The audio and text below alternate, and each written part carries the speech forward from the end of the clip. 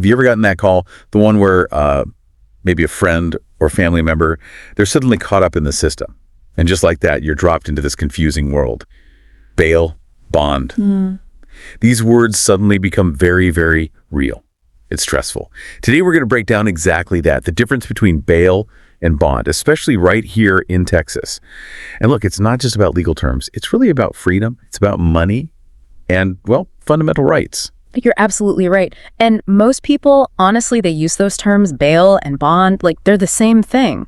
But they're really not. And knowing the difference is becoming even more critical now. So our mission today is simple. Cut through that confusion, making clear what bail is, what bond is, and really unpack how these new Texas laws, the ones hitting hard in 2025, are changing everything, changing who gets out and how. Exactly. Whether this is something you might face, or maybe someone you know, or even if you just want to understand the system better, getting this distinction and these changes, it's crucial. So yeah, let's get into it. Okay, let's start with the foundation. Bail. What is bail? Simply put, bail is the dollar amount. A judge sets it. It's the money required to let someone out of jail while their case is pending. And it's super important to get this straight from the jump. Bail is not a fine. It's not a punishment. Yeah, think of it like a security deposit. That's a good way to put it. Yeah. You put this money up, basically promising the court, hey, I'll be back for my court dates. Yeah. And here's the kicker for you. If you keep that promise, show up when you're supposed to, that bail money. It comes back to you when it's all over. But if you don't show up, well, you forfeit that money, it's gone. And usually a warrant gets issued. More trouble. So how do you actually pay this, the security deposit? There are a few main ways. First up, cash bail. It's pretty much what it sounds like. You, or maybe your family, friends, pay the full amount directly to the court, in cash or equivalent. Simple, but you need the cash. Right. Then there's property bail. This is where you use real estate like land or a house as collateral. It's a bit more complicated, involves paperwork, appraisals, maybe a lien, but it serves the same function, a solid guarantee. And then there's the personal recognizance bond, often called a PR bond. This is different. Here, the judge lets you out based only on your written promise to appear. No money up front. But that sounds like it wouldn't be for everyone. Exactly. Typically, it's reserved for folks considered a very low flight risk, usually facing less serious charges. And spoiler alert, getting one of these, it's about to get a lot tougher for many people in Texas. Now, Texas law has rules about how fast this happens. The Code of Criminal Procedure, Article 15.1 specifically, it says a judge has to see an arrested person and set bail within 48 hours. Can't just hold people indefinitely without a path out. And there are even standard maximums for some cases, bail caps. Generally, $5,000 for misdemeanors, $10,000 for felonies. Unless it's a PR bond, right? Yeah. Because then there's no money involved anyway. Precisely. If a PR bond is granted, those caps don't really apply because no money is changing hands up front. Okay, so bail is the amount, the price tag, so to speak. Okay. Now let's shift gears to bond. If bail is the price, bond is how you pay it, the method. That's exactly it. Bond is the mechanism, the how. And the how brings in some different players and rules. Like bail, there are different types of bonds. You've got cash bonds. Right, cash bond, cash bail. Sounds the same. Pretty much is. Functionally, paying a cash bond means you're just paying the full bail amount directly to the court yourself. Same as cash bail. Got it. Okay, what else? Then you have surety bonds. Now, this is what most people probably picture when they hear bail bond. This involves a third party, a bail bondsman, or a bail bond company. Ah, the bondsman. Okay, how does that work? So you pay the bondsman a fee. It's usually a percentage of a total bail, maybe 10%, sometimes up to 20%. And crucially, this fee is non-refundable. Non-refundable. That's important. It's very important. The bondsman takes your fee, and they then post the full bail amount to the court for you. They're guaranteeing your appearance. And this non-refundable part trips people up. That fee you paid, you don't get it back. Doesn't matter if the charges get dropped, you're found not guilty, whatever. That fee is the bondsman's payment for their service. It's the cost of using their money and their guarantee, basically. A business transaction. Exactly. You're paying for the convenience or maybe the necessity of not having to put up the whole amount yourself. Okay, what other bond types are there? Well, similar to property bail, there are property bonds. Same idea, using real estate as collateral, but maybe structured slightly differently depending on the context. And the PR bond we mentioned. Is that technically a bond? Yes. It's considered a type of bond, a personal recognizance bond. The bond is your word. your promise. Yeah. But again, no money down, so it's in its own category, really. Yeah. And as we said, access is changing. Right. So let's just nail this down one more time. The absolute key difference. Bail, the dollar amount set by the judge. Yep. Yeah. And bond, the way you cover that amount, the method. Yeah. And that financial difference is huge. Cash bail, potentially refundable. Surety bond fee, never refundable. You pay your own money, you might get it back. You pay a bondsman's fee. It's gone. That's their income. You're paying for the service of getting out now without fronting the full cash amount. Let's do a quick side-by-side.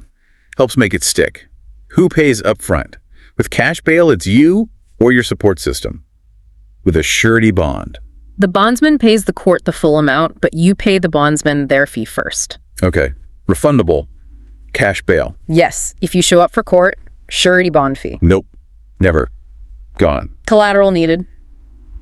For cash bail, maybe if it's property bail. For surety bond. Often, yeah. Either your property to the bondsman or just their own financial risk they're taking. Correct. And finally, who guarantees you'll show up? Cash bail. That's you putting your money on the line, surety bond. That's the bondsman. They've got skin in the game. They really want you in court. Okay, practical example. Let's say bail is set at $5,000.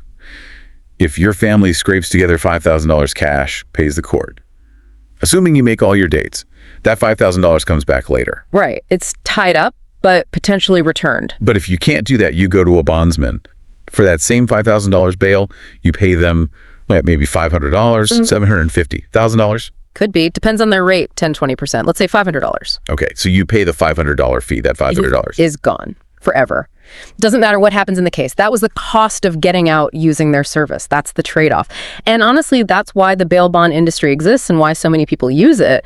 Most folks just don't have thousands of dollars sitting around for an unexpected emergency like an arrest. Right. So the bondsman offers a way out faster when cash is tight.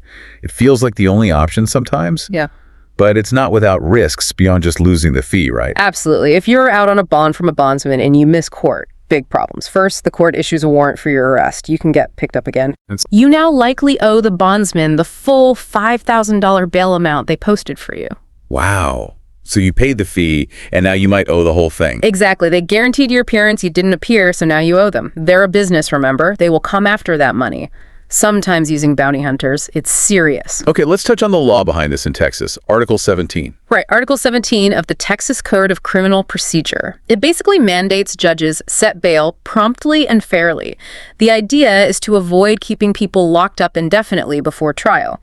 And Article 17.03 specifically gets into who qualifies for those PR bonds, the no money down release. Generally, it excludes people charged with violent offenses, trying to balance liberty and safety.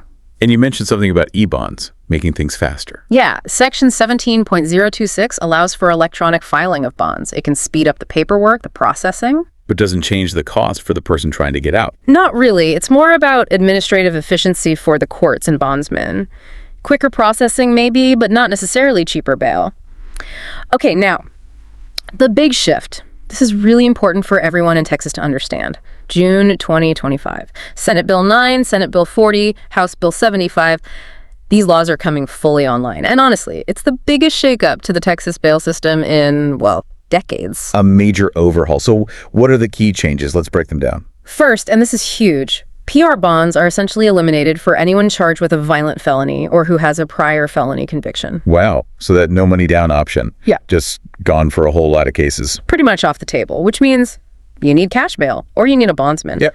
Right away, that puts up a financial barrier for many facing serious charges. Okay, what else? Second, who gets to set bail in serious felony cases is changing, especially in big counties like Harris. It'd have to be an elected judge, not just any magistrate or associate judge. Shifting the power to elected officials. Interesting. Third, prosecutors get a new power to appeal a bail decision they disagree with. Meaning, a judge could set bail, say $10,000. The prosecutor thinks it should be higher or no bail at all. They can appeal. And while they appeal, The person might stay in jail for up to 20 extra days, just while the appeal is sorted out, even if the judge initially granted bail. okay, that's a significant delay potentially. Yeah. Fourth change. Fourth, no more using public funds to bail people out. This hits charitable bail funds or community organizations that used to help people who couldn't afford bail. Yeah. That resource is now prohibited by law. So less PR bonds, judges have more specific authority, prosecutors can appeal and delay release, and public bail funds are banned. That's a lot. It is. And there's one more potentially massive change coming to a vote. In November 2025, Texas voters will decide on SJR 5, Senate Joint Resolution 5. What would they do? It's a proposed constitutional amendment. It would allow judges to completely deny bail in certain violent felony cases. If the judge isn't absolutely convinced the person will return and won't be a danger, they could order them held with no bail option at all. Pretrial detention, essentially. Wow. Okay, so boiling all this down, what does it mean for everyday people? The immediate impact. Less access to getting out without paying. PR bonds are restricted, which means more pressure to come up with cash bail or pay that non-refundable bondsman fee. And the consequence of that is? More people are likely to sit in jail simply because they can't afford to get out, waiting for hearings, waiting for trial, even though they haven't been convicted. Especially impacting those with fewer resources. Disproportionately, yes. Critics are already saying this will likely lead to jails becoming overcrowded again, holding people pre-trial mainly due to lack of funds. So, just to wrap our heads around this again, bail is the amount, bond is the method. Cash bail can be refunded, bond fees are not. And these 2025 Texas laws are making big changes. Restricting PR bonds, changing who sets bail, giving prosecutors appeal power, banning public bail funds. Exactly. And understanding these pieces, how they fit together, how they're changing, it's absolutely vital if you or someone you know interacts with the justice system here.